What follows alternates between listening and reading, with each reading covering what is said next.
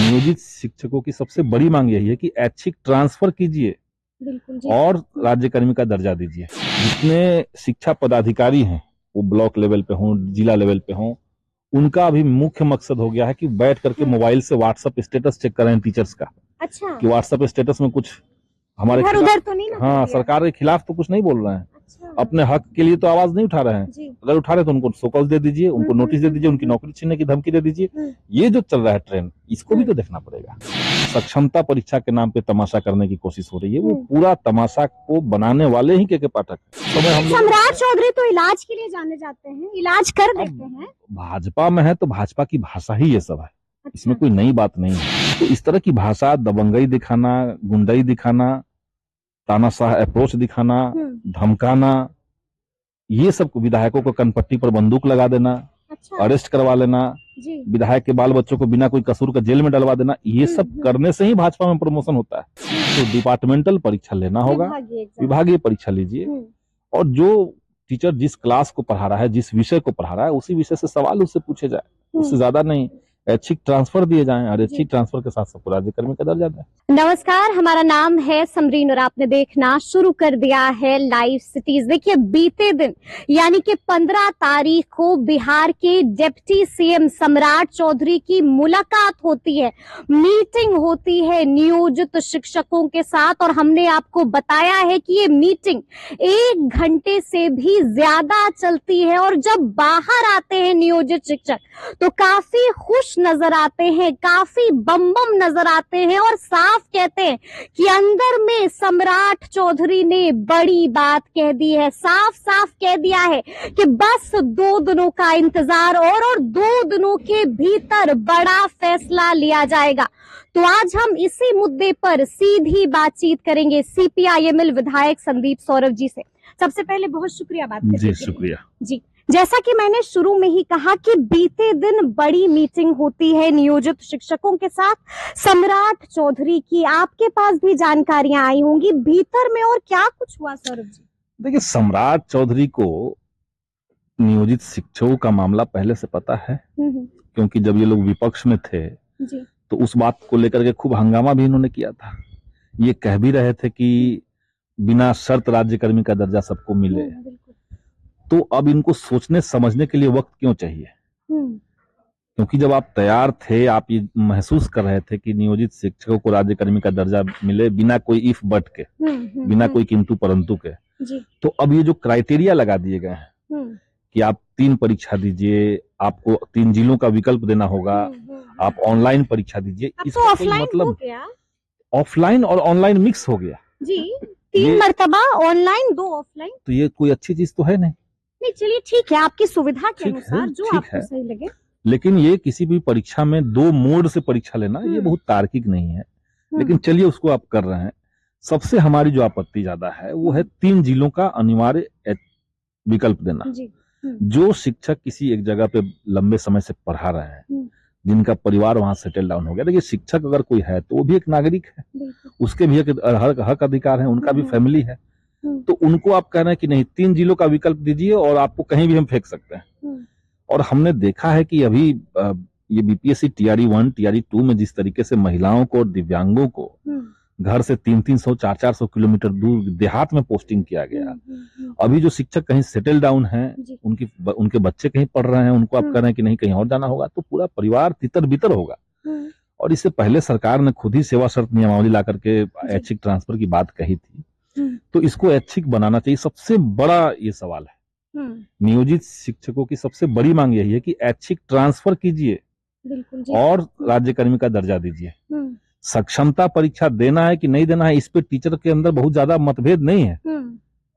अगर अनिवार्य रहेगा तो देंगे, लेकिन देने का जो उसका जो क्राइटेरिया होगा वो ये नहीं होगा कि ऑनलाइन देना है, 3 जिला का विकल्प देना है, या ये जो उसमें नियोजित शिक्षकों के लिए कहा जा रहा है कि भाई आप कुछ बोल नहीं सकते हैं सरकार के खिलाफ, आप कुछ सोच नहीं सकते हैं, ये सब गलत है। तो जितने अनर्गल फैसले, जितने अलोकतांत्रिक फैसले लिए गए हैं अपर मुख्य सचिव के माध्यम से, उनको तत्काल वापस ले और सभी नियोजित शिक्षकों को राज्यकर्मी का दर्जा दे और ऐच्छिक ट्रांसफर। लेकिन हम आपसे ये जानना चाहते हैं कि मांग तो हम समझ गए, मांग तो आपने पहले भी बताया है हमें, भीतर से क्या जानकारी आई है संदीप सौरभ के पास? नियोजित शिक्षक आपके पास भी आते हैं, आपको भी पल पल का अपडेट देते हैं, क्या कुछ बताया भीतर में क्या क्या बात हुई है? यही हुआ कि आश्वासन दिया गया है कि हम देखते हैं। आपने कहा कि 2 दिन का समय मांगा है, उन्होंने तो नहीं कहा कि 2 दिन का समय मांगा गया है। नहीं, कहा है कि 2 दिन, क्योंकि जो अंदर में शिक्षक थे उन्होंने कहा कि सम्राट चौधरी ने साफ कह दिया कि बस 2 दिन। 2 दिन एक आज हो गया, एक कल हो गया, हाँ। परसों हम देख लेते हैं क्या ये लोग करते हैं। अच्छा। देखिए, भाजपा जो है वो नियोजित शिक्षकों के साथ हमेशा से ही अन्याय करने वाली पार्टी रही है, हमेशा से। लंबे समय से ये लोग बिहार में सरकार में थे नीतीश कुमार जी के साथ। उस बीच में जब भी नियोजित शिक्षकों की मांग चली, आंदोलन चला, इन लोगों ने उनके ऊपर क्रैकडाउन किया, उनके खिलाफ कार्रवाइयां की। ये बयान दे दिया भाजपा के ही एक नेता ने कि धरती पर भगवान भी आ जाएंगे तो इनको राज्यकर्मी का नहीं मिलेगा दर्जा। ये लोग हाई कोर्ट में समान काम का समान वेतन का जीते जी। और सरकार जो है वो जनता के ही पैसे से सुप्रीम कोर्ट चली गई। तो इनकी तो पूरी पुरानी जो परंपरा रही है वो नियोजित शिक्षकों के खिलाफ रही है। अब तो परंपराएं बदल रही हैं। हमने देखा कि सड़क पर उतरी थी भाजपा नियोजित शिक्षकों के लिए। कल भी हमने देखा कि एक्शन मोड में आ गए सम्राट चौधरी। तो अगर बड़ी मीटिंग बुला ली है तो नियोजित शिक्षक बम है और आप कह रहे हैं अन्याय हुआ है। बम तो नहीं है, बिल्कुल बम है। उन्हें तो बहुत खुशी हुई। बम है तो उसका परिणाम आने के बाद में बम 2 दिन का समय। हाँ, तो अच्छा है। 2 दिन क्या आप भी लगता है संदीप सौरभ जी को, क्या लगता है 2 दिन के अंदर? देखिए, हम तो ये मांग करते, इसलिए हमने कहा था कि हर हाल में नियोजित शिक्षकों के खिलाफ चाहे जितने भी सर्कुलर जारी किए जाएं कि आप आंदोलन में नहीं जाएंगे। हमने इसलिए कहा था कि विधानसभा सत्र के दौरान ही एक बार नियोजित शिक्षकों को आंदोलन करना चाहिए। इसी मकसद से हम लोगों ने तैयारी की थी। जी। और जब बैठक हुई थी हमने फैसला लिया था कि 13 तारीख को आंदोलन करना है। और हुआ भी, आंदोलन हुआ भी जी। और आंदोलन से पहले हालांकि बहुत सारे सर्कुलर जारी किए गए थे कि आप आंदोलन में जाएंगे तो कार्रवाई होगी। बिल्कुल। अब देखिए, इतना शिक्षा विभाग के अंदर इतनी गड़बड़ी चल रही है कि जितने शिक्षा पदाधिकारी हैं वो ब्लॉक लेवल पे हों, जिला लेवल पे हों, उनका अभी मुख्य मकसद हो गया है कि बैठ करके मोबाइल से व्हाट्सएप स्टेटस चेक करें टीचर्स का।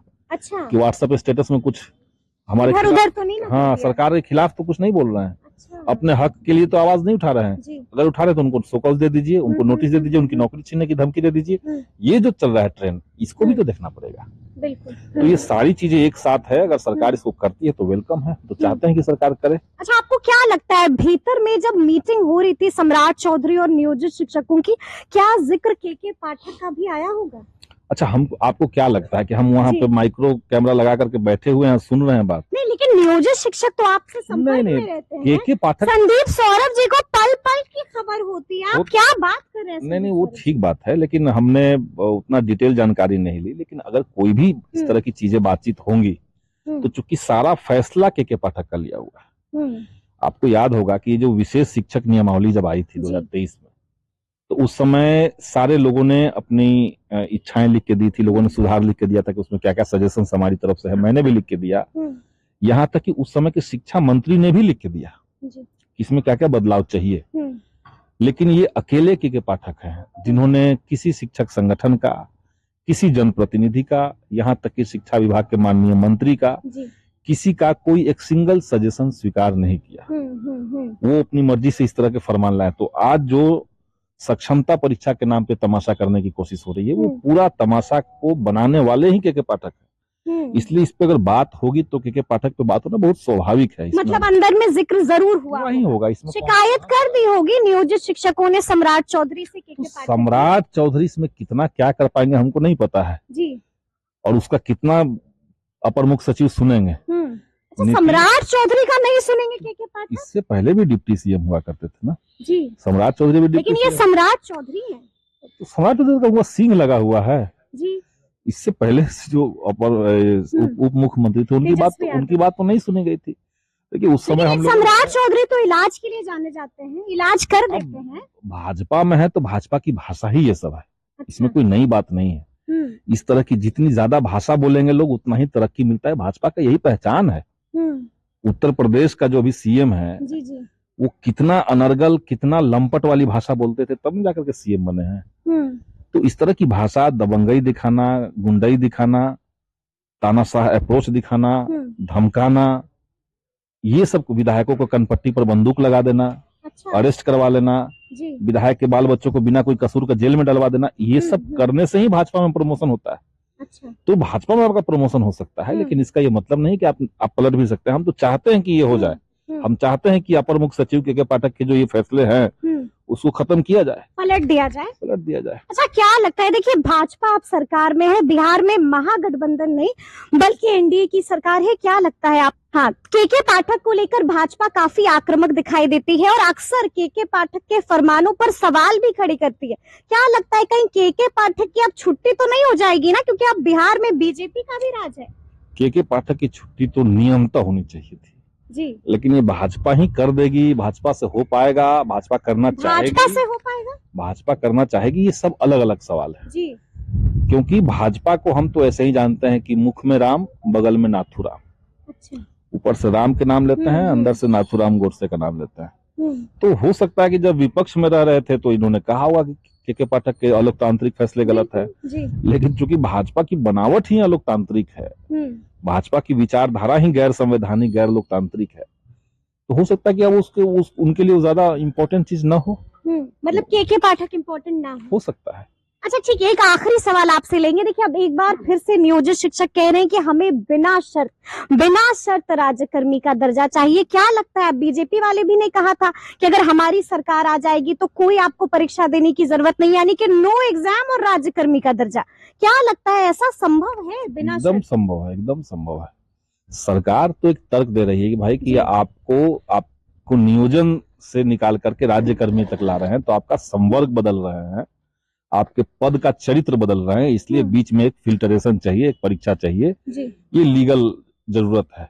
तो ये तो एक व्यक्ति से आपने एक व्यक्ति से आप बात करके कह रहे हैं, लेकिन हमने कुछ और लीगल एक्सपर्ट से बात की, उन्होंने कहा कि अगर सरकार चाहती है तो कोई दिक्कत नहीं, हो सकता है ऐसे भी।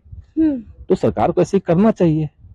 अब जो टीचर बहुत समय से पढ़ा रहे हैं, आप तो और कुछ दे नहीं रहे। बीजेपी दिल जीत लेगी नियोजित शिक्षकों का। ऐसा तो नहीं है कि जो टीचर जो आप लोग नहीं कर पाए वो बीजेपी करके देखिए हम लोगों ने क्या किया ये मत कहिए जी। जो सरकार राज्यकर्मी शब्द सुनने के लिए तैयार नहीं थी, उस सरकार को हमने, उस मुख्यमंत्री को हमने गांधी मैदान से अनाउंस करवा दिया। उसके बाद ही कोई बात आया है। वो तो मुख्यमंत्री भी करना चाह रहे थे, नहीं कहाँ चाह रहे थे, बोला है कि फाइल तो पहले कहाँ चाह रहे थे, नहीं चाह रहे थे। 5 अगस्त 2023 को जो बैठक हुई, उस बैठक में करीब शुरुआत के 1-1.5 घंटे तो हम लोग को यही मशक्कत करना हुआ कि राज्यकर्मी मिलना चाहिए। अच्छा, उसके बाद चीजें पर बात हुई जी। उससे पहले हम खुद जाकर के उनसे मिले थे। आप लोग को तो पता होगा, आप लोग तो उस समय देखते थे, पूरे मामले को कवर करते थे जी। तो जो सरकार सुनने के लिए तैयार नहीं थी राज्यकर्मी शब्द, उसको राज्यकर्मी का दर्जा देंगे ये कहलवा लेना, ये सबसे बड़ी जीत वहां थी। लेकिन अब बिना शर्त भी बात आ रही है कि तो बिना शर्त, हमारी मांग वही थी, सबकी मांग वही थी कि बिना शर्त राज्यकर्मी का दर्जा दो, लेकिन सक्षमता परीक्षा का एक लीगल अनिवार्यता ये लोग बता करके उसको कर रहे थे। लेकिन सक्षमता परीक्षा के नाम पर भी बाद में क्या होने लगा वो सब दिख रहा है। तो इसलिए सक्षमता परीक्षा को हटाया जाए, अगर अनिवार्य है तो डिपार्टमेंटल परीक्षा लेना होगा, विभागीय परीक्षा लीजिए, और जो टीचर जिस क्लास को पढ़ा रहा है, जिस विषय को पढ़ा रहा है, उसी विषय से सवाल उससे पूछे जाए, उससे ज्यादा नहीं। ऐच्छिक ट्रांसफर दिए जाएं और ऐच्छिक ट्रांसफर के साथ सबको राज्यकर्मी का दर्जा दें। तो सुना आपने क्या कुछ कहा है संदीप सौरभ जी ने। देखिए अपनी मांगों को भी स्पष्ट रख दिया है और साफ कह दिया है कि आप भी यही हैं और हम भी यही हैं, दो दिनों में क्या फैसला होगा उस पर बाद में चर्चा करेंगे। तो ये पूरी बातचीत आपको कैसी लगी है कमेंट करके हमें जरूर बताइएगा। तो इस तरह के तमाम अपडेट्स के लिए ऐसे ही हमारे साथ बने रहिएगा और देखते रहिएगा लाइव सिटीज। बहुत शुक्रिया।